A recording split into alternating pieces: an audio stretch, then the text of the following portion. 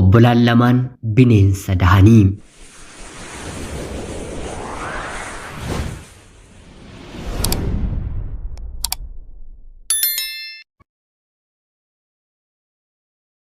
Ta'iin kun kan raawwate biyya Kazaakistaan giddugaleessa Eeshiyaa keessatti kan argamtuuni.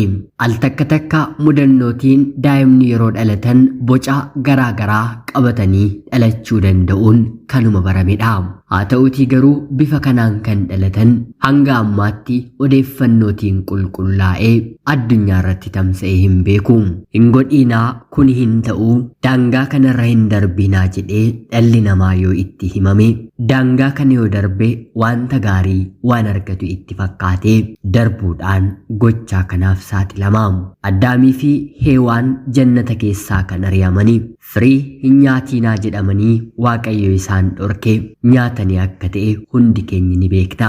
Yeroo sanatti seexanni kan dogongorseen yoo firii kana nyaattan akka Waaqaa uumaa jiraachisaa uumamtoota hundarratti moo'aa ni taatu jedheeni. Addaamii fi Heewaanittis firii kana yoo nyaatan dhuguma uumaa biyya lafaa waan hundumaa kan ta'an isaanitti fakkaate. Haa ta'uutii garuu ajaja Waaqayyoo diiguudha.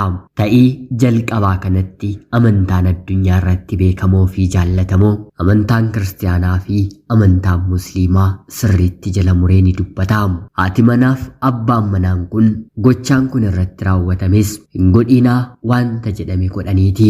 Haati manaan yookiin immoo dubartiin kana dura dhiira gara biraatti heerumtee daa'ima ilma dhiiraa argattee deessee jiraachaa otoo jirtu obboleessa ishee haadhoo ishee haadhaanis abbaanis gadameessa tokko keessaa bahanii waliin wal tuttuquu eegalti. Haalli wal tuttuqqii isaaniis kan obboleessaa fi kan obboleettii otoo hin taane gara miiraatti kan wal geessudha. Abbaa manaan intala kanaa yeroo hedduu haadha manaa isaa gorsee obboleessa isheetti simee taphni kun isinirraa hin barbaachisu jedheeni. Haa ta'uutii garuu jaalala gara biraa keessa waan seenaniiruuf abbaa manaadhaan yoo siin taane manaa bahuu ni dandeessa jedhaniini.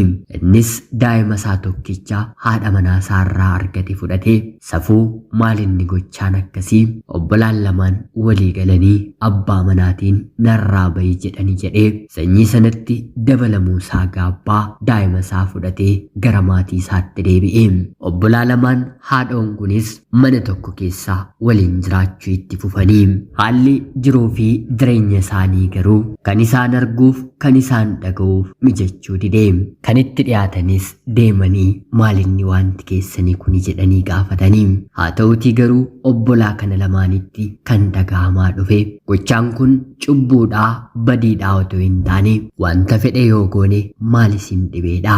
Sanaan booddee maatii haadhaaf abbaa isaanii waliin walitti bu'uun gaa'ela namni tokko iyyuu irratti hin hirmaanne safuu jedhee baqate hoteela keessatti cidha waliin raawwatanii akka haadha manaa fi akka abbaa manaattis sodaa fi safuu tokko malee hawaasa naannoo sanaa waliin jiraachuu jalqabanii.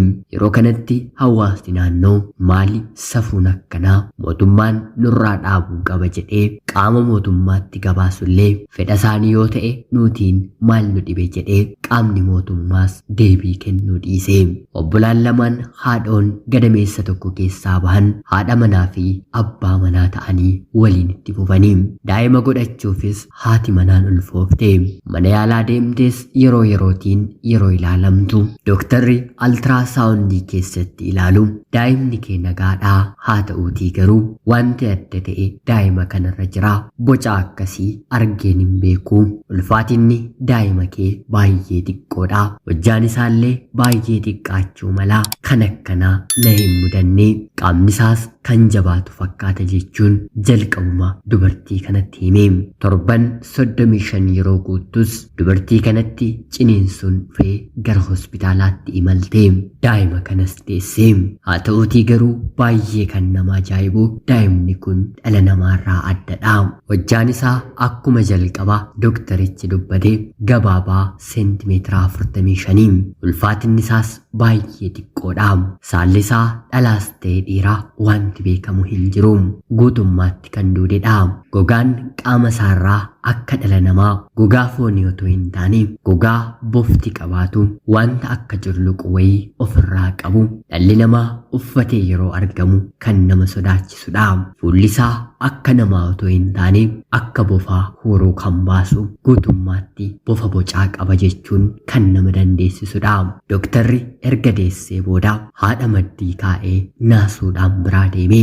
Hakiimonni gara biroos tuquu sodaatanii daa'imni kun dhalatee lafa kanarra jiraachuu kan danda'e sa'aatii 2 qofadha. Battalumatti lubbuunsaa darbe. Dhimmi kunis gara ministeera fayyaa Kaazakistaanitti darbee seerri gonkumaa obbolaan lamaan wal fuudhuu hin qabani jedhu saayinsiidhaan kan deeggarame biyyattiidhaaf bahe. Hedduun keessanis akkuma beektan biyya keenya keessatti gochaan kun raawwachaa jira. Obbolaan lamaan ija jabeenyaan safuu dagatanii yerootti wal fuudhanii bira geenyeerra. Baay'ee kan nama gaddisiisu garuu kanneen wal fuudhanii keessaa daa'ima godhatanii daa'imni isaanii lafa kanarra jiraachuuf carraa kan argate garuu tokkoyyuu hin jiru. Gochaan kun abaarsa rabbiiti. Waaqni waa hin ta'u jedhee kitaabaa fi abboolii keenyaatiin nu barsiise. Nutis hin ta'u jennee mormuu qabna malee amantaa dhabeessa nama calluma jedhee jiraatu horiirraa adda kan hin baane taanee seera kaleessa jiru diiguu hin qabnu. Yoo diigne immoo dheekkamsa akkanaatu nu qabata. Obbolaa lamaan wal fuudhanii kunis ta'ii kana arganitti nahanii gaa'elli suni battaluma diigame. Dhiifama gaafachuun gara ijoollummaa ijoollee obbolaa maatii isaaniitti deebi'anii akka aadaa fi safuu Oromtichaatti akaakayyuu 7 fuudhaaf heerumaan lakkaa'achuun dirqama. Kun eegamee yoo ta'uu baate garuu ilmaan dhalatan irratti rakkoo abaarsatu dhufa. Oromoon hidda dhaloota isaa duubaa ka'ee 1-2 jedhee kan lakkaawwatuufis dhimmuma kanaafi firri aanteen namni wal beeku dhiiga wal keessaa qabu hiddi isaa wal keessa jiru wal fuudhuu aadaan Oromtichaa hin deeggaru. Safuu akka kanaarraas Waaqayyo namaa oolchi jechaa qophiin ganama kanaaf isiniif qabaddeen dhiyaadde kanuma fakkaatti.